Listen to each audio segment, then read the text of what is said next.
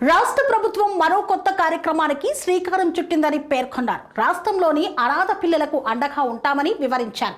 దీనికి సంబంధించిన కీలక ప్రకటన చేశారు మంత్రి సీతక్క. కాంగ్రెస్ గవర్నమెంట్ అర్హులందరికీ ఆరోగ్య కార్డులు పంపిణీ చేస్తోందని తెలిపారు. ఈ క్రమంలోనే తల్లిదండ్రులు లేని పిల్లలకు ప్రభుత్వం మానసిక ధైర్యాన్ని కల్పిస్తుందని భరోసానిచ్చారు. హైదరాబాద్లో శిశు విహార్ సంరక్షణలో ఉన్న అనాథ చిన్నారుల వద్దకు వెళ్లారు సీతక్క.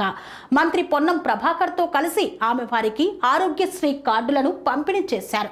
టూరిజం ప్లాజాలో ఈ కార్యక్రమం చేపట్టారు. ఈ సందర్భంగా సీతక్క స్వయంగా చిన్నారులకు భోజనం కూడా తినిపించారు. కాగా ప్రభుత్వం అందిస్తున్న ఆరోగ్యశ్రీ కార్డు ద్వారా ఒక్కొక్కరికి 10 లక్షల వరకు ఉచిత వైద్య సేవలు అందుబాటులో ఉంటాయని మనకు తెలిసిందే.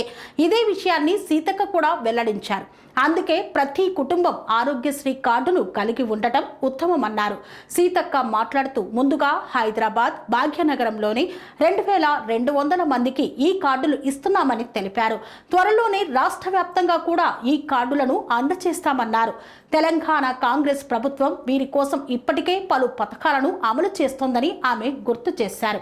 ఆర్థిక భరోసా ఆసరా లేని పిల్లల్ని చేరదీసి వారిని సంరక్షణ అంటే బాగా చూసుకుంటే అలాంటి వారికి నెలకు 4500 రూపాయలు ఇస్తామని ప్రకటించారు. అనాథ పిల్లల సమస్యల పరిష్కారానికి కాంగ్రెస్ గవర్నమెంట్ ఎప్పుడు ముందుంటుందని తెలిపారు. కాగా రాష్ట్ర ప్రభుత్వం తీసుకున్న ఈ నిర్ణయం చాలా మంచిదనే చెప్పుకోవచ్చు. ఎందుకంటే గవర్నమెంట్ ప్రోత్సాహకం వల్ల అనాథ పిల్లలకు భరోసా లభిస్తుందని చెప్పుకోవచ్చు. ఇలాంటి నిర్ణయం వల్ల అనాథలకు ఆర్థిక చేయూత లభిస్తుంది.